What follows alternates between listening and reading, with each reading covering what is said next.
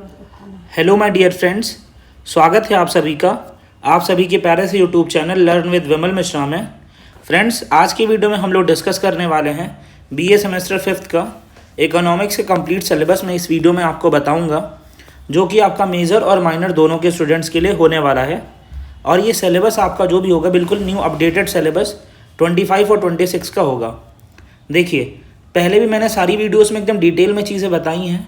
बात हम सिर्फ सिलेबस की नहीं करते, उसके साथ साथ सेमेस्टर में कुछ इंपॉर्टेंट पॉइंट्स, आप नए स्टूडेंट्स हो, कॉलेज आपने ज्वाइन किया है तो फर्स्ट सेमेस्टर से आपको कुछ इंपॉर्टेंट पॉइंट्स भी पता होने चाहिए, कुछ चीज़ें पता होनी चाहिए। सिर्फ सिलेबस जान लेना ही इंपॉर्टेंट नहीं है, उसके साथ साथ मैं आपको 5 से 7 मिनट में कुछ इंपॉर्टेंट पॉइंट्स बताने जा रहा हूँ जिनको बच्चे अक्सर मतलब प्रॉब्लम फेस करने को बच्चों को पड़ता है। तो उन सारी बातों को आप अच्छे से समझ लीजिए, उसके बाद आप सिलेबस पे जाइए, ठीक है। और ये बातें मैंने आपको हर एक वीडियो में मैक्सिमम बताया है, ओके।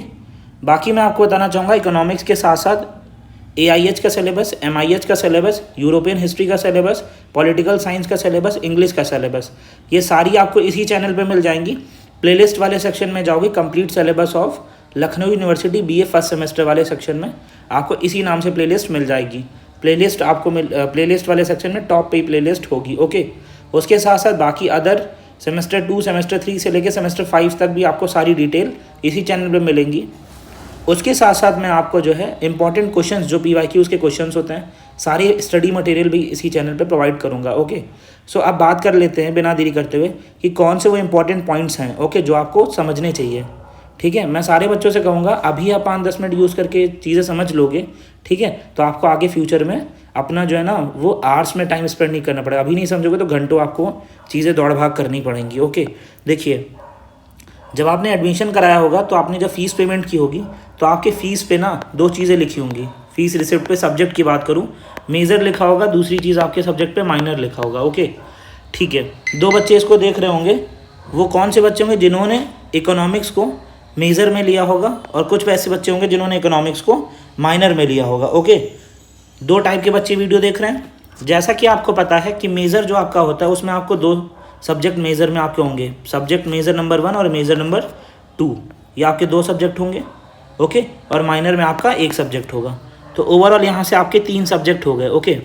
अच्छा, जो मेजर 1 वाले बच्चे होते हैं उनको जो है हर एक सब्जेक्ट का, ये जो मेजर 1 वाले बच्चे हैं तो इनका ये जो फर्स्ट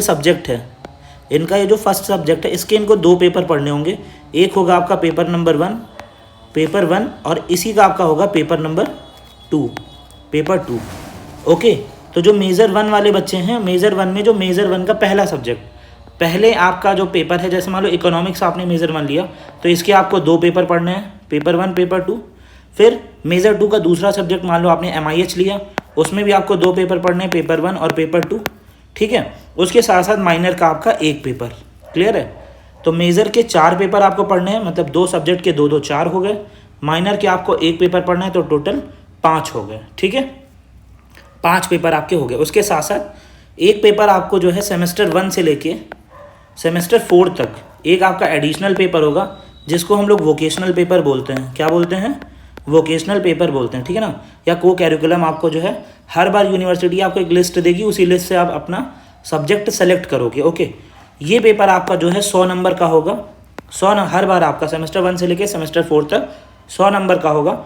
उसमें से आपको कोई 75 क्वेश्चन, 75 क्वेश्चन आपको अटैम्प्ट करने होंगे, ओके। आप कोई भी कर सकते हो, ठीक है। और ये सेमेस्टर 1 से लेके सेमेस्टर 4 तक ही रहता है और बहुत ईजी होता है, क्लियर है। तो 5 पेपर आपको ये और छठा पेपर आपको ये, तो टोटल मेरिट आपकी 600 नंबर पे बनेगी, ठीक है, 600 मार्क्स का होगा। ये वोकेशनल पेपर सिर्फ सेमेस्टर 4 तक ही पढ़ना होता है, क्लियर है। तो यहाँ पे आपको मैं फिर से बता दूँ कि जो मेजर वाली चीज़ें होंगी,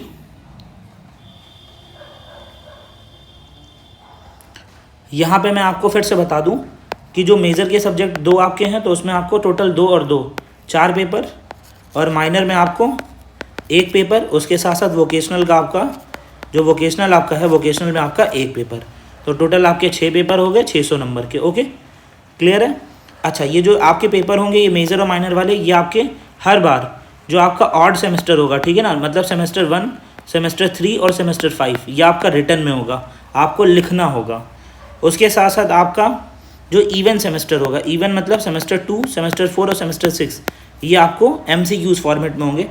इसमें भी आपके 100 क्वेश्चन आएंगे, 100 में से कोई 75 करो।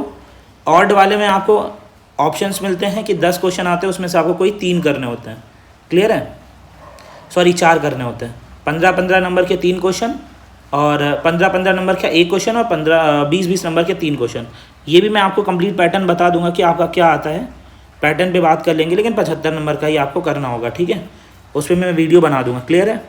अच्छा, आई होप आपको ये सारी चीज़ें समझ में आई होंगी, ये बातें अच्छे से समझ लीजिएगा। ठीक है, और एक बात और, माइनर वाला जो सब्जेक्ट आपका होता है, जैसे मान लो कि कई बार आपने जो माइनर में लिया है, तो यहाँ पे कभी कभी आपको माइनर में जो पेपर होता है कोड, उसमें आपको पेपर 1 पढ़ना पड़ जाता है। ठीक है, कभी कभी आपको पेपर 2 पढ़ना पड़ जाता है।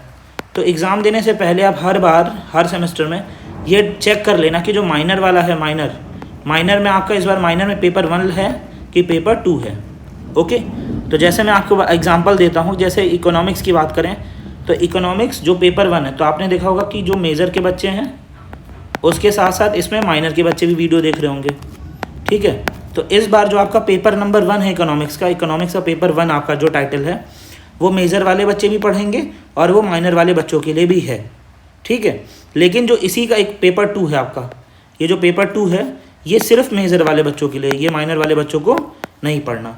तो आई होप आप समझेंगे, ऐसी चीज़ें आपके हर एक सब्जेक्ट में होंगी जिसमें आपने मेजर और माइनर लिया होगा। बात कर लेते हैं पेपर 1 के आपके सब्जेक्ट की, उसकी सिलेबस की। तो देखिए, ये आपका पेपर नंबर 1 है। टाइटल पेपर का क्या है? Micro economics 1। आपको टाइटल भी पता होना चाहिए कि कौन सा आपका है, ऐसा ना हो कि आप कुछ भी पढ़े जा रहे हो। ठीक है,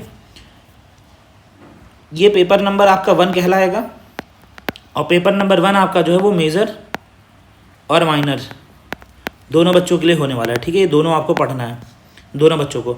यूनिट 1 में आप बेसिक इकोनॉमिक कॉन्सेप्ट्स पढ़ोगे, meaning and definition of economics, problem है स्कार्सिटी एंड चॉइस।